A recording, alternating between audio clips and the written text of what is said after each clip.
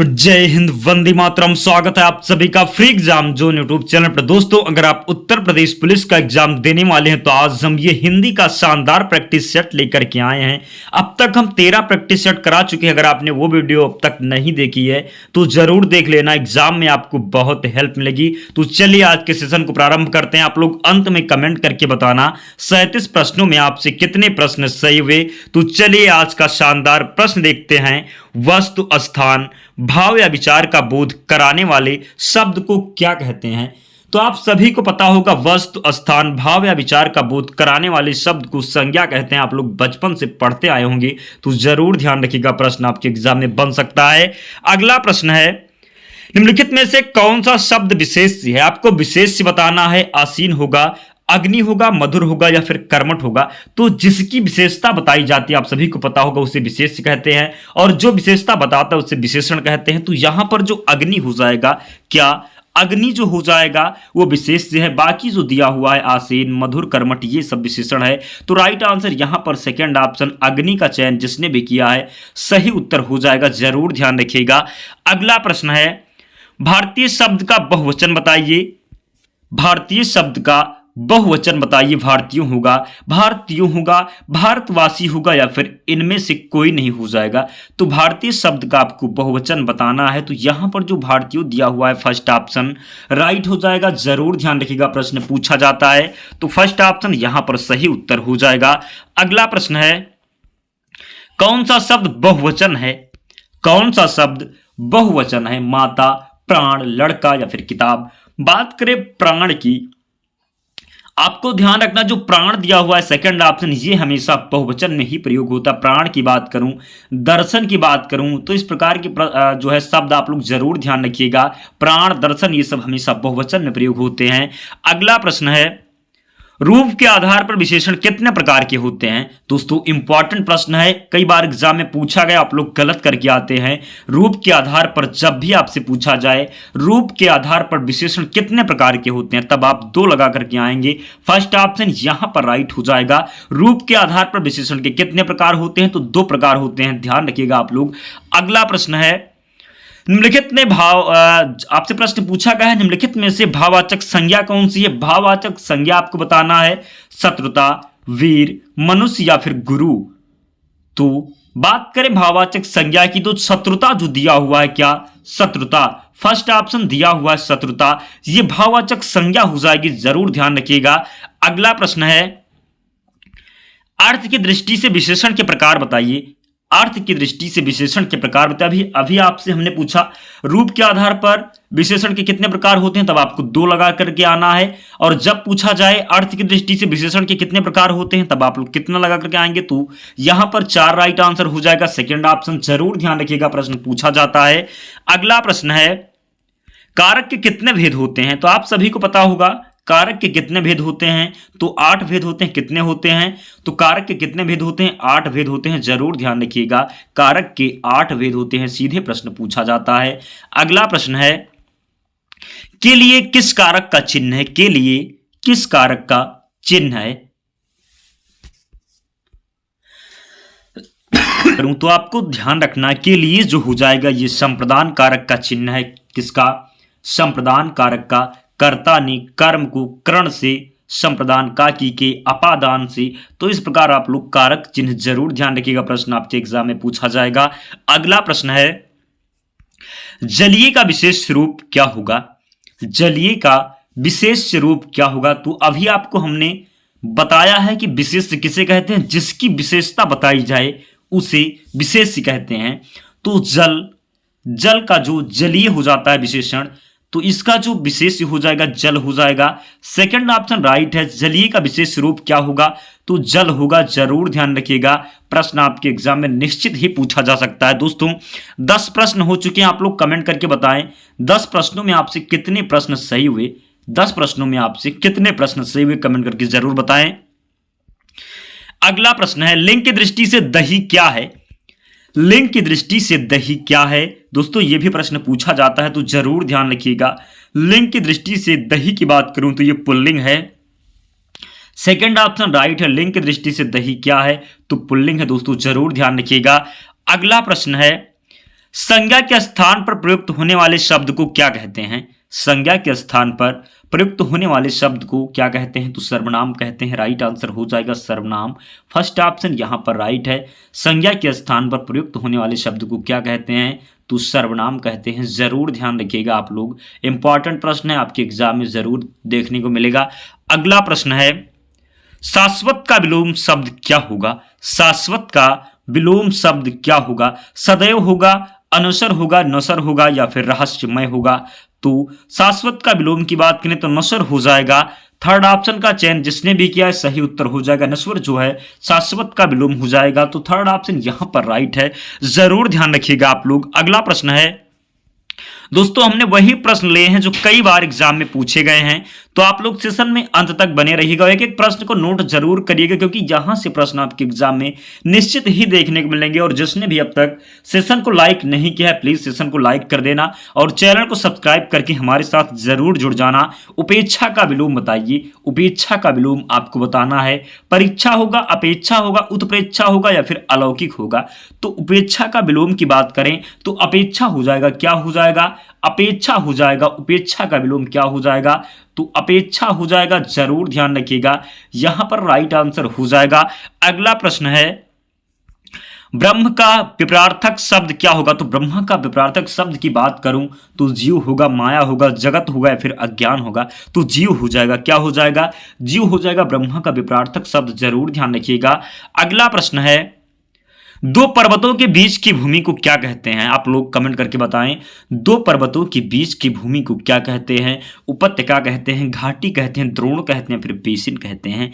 तो जरूर ध्यान रखिएगा, दो पर्वतों के बीच की भूमि को क्या कहते हैं? तो घाटी कहते हैं। सेकंड ऑप्शन का चयन जिसने भी किया है सही उत्तर हो जाएगा।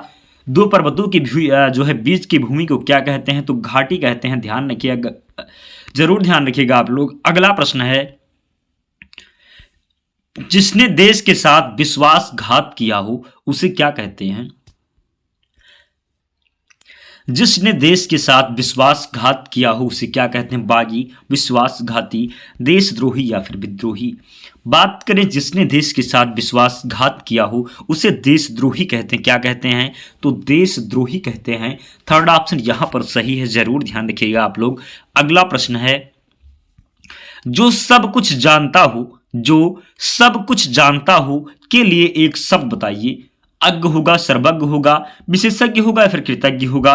बात करें जो सब कुछ जानता हो के लिए जो एक शब्द हो जाएगा सर्वज्ञ हो जाएगा। सेकंड ऑप्शन राइट है। जो सब कुछ जानता हो उसे सर्वज्ञ कहते हैं। ध्यान रखिएगा आप लोग। अगला प्रश्न है, हिंदी वर्णमाला में स्वरों की संख्या कितनी है? हिंदी वर्णमाला में स्वरों की संख्या कितनी है? 8, 9, 11 या फिर 14? बात करें वर्णमाला में स्वरों की संख्या तो 11 हो जाएगा। हिंदी वर्णमाला में स्वरों की संख्या 11 हो जाएगा। जब भी आपसे व्यंजन पूछा जाए तब आप 33 लगा करके आएंगे। जरूर ध्यान रखिएगा। अगला प्रश्न है, अनुनासिक का संबंध किससे होता है? सीधा प्रश्न एग्जाम में पूछा जाता है। अनुनासिक का संबंध किससे होता है? केवल नाक से, केवल मुंह से, नाक और मुंह दोनों से या फिर इनमें से कोई नहीं? तो अनुनासिक का जो संबंध होता है नाक और मुंह दोनों से होता है। किससे होता है? तो अनुनासिक का संबंध होता है नाक और मुंह दोनों से। ध्यान रखिएगा आप लोग। अगला प्रश्न है, कौन सा अक्षर पुल्लिंग है? आपको बताना है वर्णमाला का कौन सा अक्षर पुल्लिंग है? सीधा प्रश्न आपके एग्जाम में पूछा जाता है। बड़ा आ होगा, जा होगा, बड़ी ई होगा या फिर टा होगा?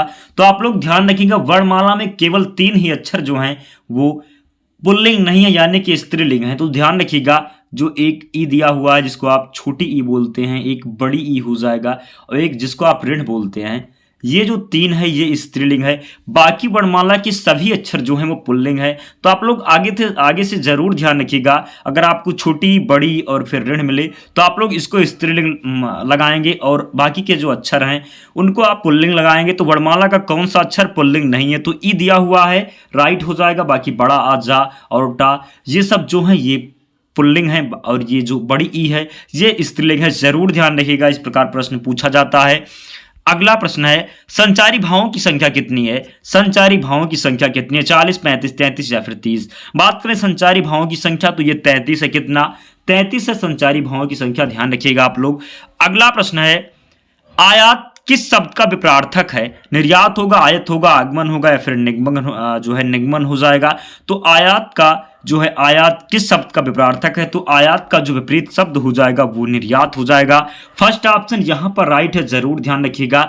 आयात किस शब्द का विपरार्थक है? तो निर्यात का है, ध्यान रखिएगा आप लोग।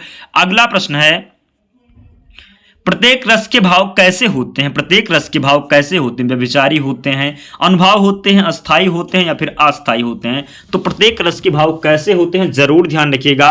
प्रत्येक रस के भाव अस्थाई होते हैं। क्या होते हैं? तो अस्थाई होते हैं, ध्यान रखिएगा। प्रत्येक रस के भाव जो होते हैं अस्थाई होते हैं, ध्यान रखिएगा आप लोग। अगला प्रश्न है, घर का पर्यायवाची शब्द कौन सा है? घर का पर्यायवाची शब्द कौन सा है? अनल होगा, वात होगा, उरग होगा, या फिर आलय होगा? तो घर का जो पर्यायवाची शब्द हो जाएगा वो आलय हो जाएगा। क्या हो जाएगा? तो घर का पर्यायवाची शब्द हो जाएगा आलय। जरूर ध्यान रखिएगा आप लोग, घर का जो पर्यायवाची शब्द हो जाएगा आलय हो जाएगा। अगला प्रश्न है, साहित्य अकादमी पुरस्कार का प्रारंभ कब से हुआ? 1947, 1950, 1954, या फिर 1960? बात करें साहित्य अकादमी पुरस्कार का प्रारंभ कब से हुआ, तो ध्यान रखिएगा 1954 से साहित्य अकादमी पुरस्कार का प्रारंभ हुआ। आप लोग एक एक प्रश्न को जरूर नोट करिएगा और अंत में कमेंट करके बताना 37 प्रश्नों में आपसे कितने प्रश्न सही हो पा रहे। 37 प्रश्नों से आपसे कितने प्रश्न सही? हम आपको टारगेट दे रहे 30 प्रश्न आपको कम से कम सही करना है। अगर आप लोग अपना सिलेक्शन चाहते हैं तो 37 प्रश्नों में 30 प्रश्न निश्चित ही आपके सही होने चाहिए। अगर आपके 30 नहीं सही हो पा रहे हैं तो आपको बहुत मेहनत करने की जरूरत है, क्योंकि एग्जाम में आपके बहुत कम समय में बचा हुआ है। तो आप लोग निरंतर मेहनत करते रहिए। अगला प्रश्न है, भुजा का बहुवचन बताइए। भुजा का बहुवचन बताइए। भुज होगा, बहुभुज होगा, भुजा भुजा होगा, फिर भुजाएं हो जाएगा। तो भुजा का जो बहुवचन हो जाएगा, ध्यान रखिएगा, क्या हो जाएगा? तो भुजाएं हो जाएगा। क्या हो जाएगा? तो भुजा का जो बहुवचन हो जाएगा भुजाएं हो जाएगा, ध्यान रखिएगा आप लोग। अगला प्रश्न है, प्रतिवर्ष कौन सा दिन हिंदी दिवस के रूप में मनाया जाता है? 14 अक्टूबर, 19 दिसंबर, 27 फरवरी, या फिर 14 सितंबर? बात करें प्रतिवर्ष कौन सा दिन हिंदी दिवस के रूप में मनाया जाता है, तो राइट आंसर हो जाएगा 14 सितंबर। कितना? 14 सितंबर जो है ये प्रतिवर्ष हिंदी दिवस के रूप में मनाया जाता है। जब भी आपसे पूछा जाए विश्व हिंदी दिवस कब मनाया जाता है, क्या विश्व हिंदी दिवस कब मनाया जाता है, तब आप 10 जनवरी लगाएंगे। कितना? 10 जैन को जो है विश्व हिंदी दिवस मनाया जाता है। और प्रतिवर्ष कौन सा दिन हिंदी दिवस के रूप में मनाया जाता है, तो 14 सितंबर। आप लोग ध्यान रखिएगा। अगला प्रश्न है, पारा ना उतरना।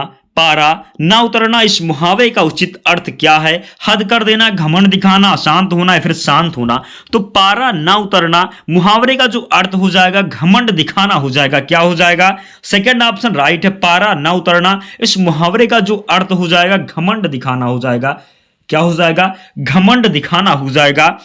अगला प्रश्न है, कौन सी पत्रिका का संपादन महावीर प्रसाद द्विवेदी ने किया? किस पत्रिका का संपादन महावीर प्रसाद द्विवेदी ने किया? प्रश्न पूछा जाता है, तो आप लोग निश्चित ही ध्यान रखिएगा। सरस्वती जो है सरस्वती पत्रिका का संपादन महावीर प्रसाद द्विवेदी जी के द्वारा किया गया। तो फर्स्ट ऑप्शन राइट है, सरस्वती पत्रिका का संपादन जो है महावीर प्रसाद द्विवेदी जी के द्वारा किया गया। अगला प्रश्न है, भाषा के क्षेत्रीय रूप को क्या कहते हैं? बोली, राष्ट्रभाषा, राजभाषा, या फिर साहित्य? तो भाषा के क्षेत्रीय रूप को क्या कहते हैं? ध्यान रखिएगा आप लोग, बोली कहते हैं। भाषा के क्षेत्रीय रूप को क्या कहते हैं? तो बोली कहते हैं। भाषा के क्षेत्रीय रूप को क्या कहते हैं? तो बोली कहते हैं। ध्यान रखिएगा, सीधा प्रश्न आपके एग्जाम में पूछा जाता है। अगला प्रश्न है, नवीन का विलोम शब्द क्या होगा? नवीन का विलोम शब्द क्या होगा? आप लोग राइट आंसर जरूर कमेंट करते रहें। कमेंट में कोई कंजूसी आप लोग ना करें। नवीन का विलोम शब्द क्या होगा? तो प्राचीन हो जाएगा। क्या हो जाएगा? तो नवीन का विलोम जो हो जाएगा प्राचीन हो जाएगा, ध्यान रखिएगा। अगला प्रश्न है, थोड़ा सा दूध गर्म कर दो। थोड़ा सा दूध गर्म कर दो, इस वाक्य में विशेषण का कौन सा भेद है? गुणवाचक विशेषण होगा, सार्वनामिक विशेषण होगा, अनिश्चित प्रमाणवाचक विशेषण होगा, या फिर निश्चित संख्यावाचक विशेषण हो जाएगा? बात करें थोड़ा सा दूध गर्म कर दो, इस वाक्य में विशेषण का कौन सा भेद हो जाएगा? तो अनिश्चित प्रमाणवाचक हो जाएगा, क्योंकि थोड़ा सा दिया हुआ है। तो थोड़ा सा दूध गर्म कर दो, इसमें जो हो जाएगा अनिश्चित परिमाणवाचक हो जाएगा, ध्यान रखिएगा। थर्ड ऑप्शन राइट है यहां पर। अगला प्रश्न है, धूमिल शब्द का विपरीत शब्द क्या होगा? धूमिल शब्द का विपरीत शब्द क्या होगा? स्वच्छ होगा, चमकीला होगा, फिर धुंधला होगा, फिर उज्जवल होगा। बात करें धूमिल शब्द का विपरीत तो यहां पर उज्जवल हो जाएगा। फोर्थ ऑप्शन राइट है। धूमिल का जो विलोम हो जाएगा उज्जवल हो जाएगा, ध्यान रखिएगा आप लोग। अगला प्रश्न है प्रशंसा शब्द का विलोम बताइए। बुराई होगा, निंदा होगा, आलोचना होगा या फिर आधार होगा?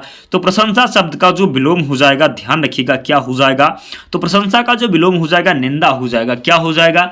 निंदा हो जाएगा। प्रशंसा का विलोम जरूर ध्यान रखिएगा। अगला प्रश्न है जमीन आसमान एक करना। जमीन आसमान एक करना मुहावरे का अर्थ बताइए। घोर प्रयत्न करना, व्यर्थ का कार्य करना, मतलब निकालना या पूरी तरह से नुकसान करना। जिस प्रकार आप इस समय उत्तर प्रदेश पुलिस की तैयारी में जमीन आसमान एक कर रहे हैं, मतलब एक कर रहे हैं, यानी कि आप लोग क्या कर रहे हैं? तो घोर प्रयत्न कर रहे हैं। क्या कर रहे हैं? तो घोर प्रयत्न कर रहे हैं किसी तरीके से आपका एग्जाम जरूर निकल जाए, इसलिए आप लोग निरंतर मेहनत कर रहे हैं। तो जमीन आसमान एक करना, रात दिन आप मेहनत कर रहे हैं, तो क्या हो जाएगा? घोर प्रयत्न हो जाएगा। फर्स्ट ऑप्शन यहां पर राइट है, जरूर ध्यान रखिएगा। अगला प्रश्न है जो शब्द क्रिया की विशेषता प्रकट करते हैं उन्हें क्या कहते हैं? जो शब्द क्रिया की विशेषता प्रकट करते हैं उन्हें क्या कहते हैं? क्रिया विशेषण, प्रतिक्रिया, क्रियाभेद या फिर क्रिया रूप। तो जो शब्द क्रिया की विशेषता प्रकट करते हैं उन्हें क्या कहते हैं? तो उन्हें क्रिया विशेषण कहते हैं। क्या कहते हैं? तो क्रिया विशेषण कहते हैं, जरूर ध्यान रखिएगा। जो शब्द क्रिया की विशेषता प्रकट करते हैं उन्हें क्रिया विशेषण कहते हैं। दोस्तों 3 प्रश्न और हैं तो आप लोग जरूर बने रहिएगा। जो शब्द संज्ञा या सर्वनाम की विशेषता प्रकट करते हैं उन्हें क्या कहते हैं? संज्ञा, विशेषण, विशेष या फिर प्राविशेषण। तो जो शब्द संज्ञा या सर्वनाम की विशेषता प्रकट करते हैं उन्हें क्या कहते हैं? तो उन्हें विशेषण कहते हैं। क्या कहते हैं? तो विशेषण कहते हैं, जरूर ध्यान रखिएगा। अगला प्रश्न है काठ का उल्लू का अर्थ क्या है? निर्जीव, मूर्ख, अत्यधिक सरल या फिर अडिग। तो काठ का उल्लू का जो अर्थ हो जाएगा क्या हो जाएगा? तो मूर्ख हो जाएगा। क्या हो जाएगा? मूर्ख हो जाएगा, ध्यान रखिएगा। दोस्तों अंतिम प्रश्न है और इस प्रश्न का आपको आंसर जो है कमेंट करके बताना है। हिंदी गद्य का सर्वप्रथम युग किसे माना जाता है? भारतीय युग को, द्विवेदी युग को, शुक्ल युग को या फिर प्रेमचंद युग को? तो आप लोग कमेंट करके इसका आंसर जरूर बताना ताकि हमें पता चले कि आप लोग लास्ट तक वीडियो देखते हैं, एक एक प्रश्न को जरूर देखते हैं। तो आप लोग इसका आंसर कमेंट बॉक्स में जरूर बताना, हिंदी गद्य का सर्वप्रथम युग किसे माना जाता है। तो चलिए दोस्तों, अगर आप लोग इसकी पीडीएफ चाहते हैं तो टेलीग्राम चैनल से जुड़ जाना, लिंक डिस्क्रिप्शन बॉक्स में है, या आप टेलीग्राम पर जाकर के सर्च कर लेना फ्री एग्जाम जोन, आपको चैनल मिल जाएगा, आप लोग ज्वाइन हो जाना, वहां पर आपको पीडीएफ मिल जाएगी। और जिसने भी अब तक वीडियो को लाइक नहीं किया प्लीज़ वीडियो को लाइक कर देना और चैनल को सब्सक्राइब करके ही जाना। तो मिलते हैं अगले वीडियो में, तब तक पढ़ते रहिए, ध्यान रखिए अपना, स्वस्थ और सुरक्षित रहिए। जय हिंद।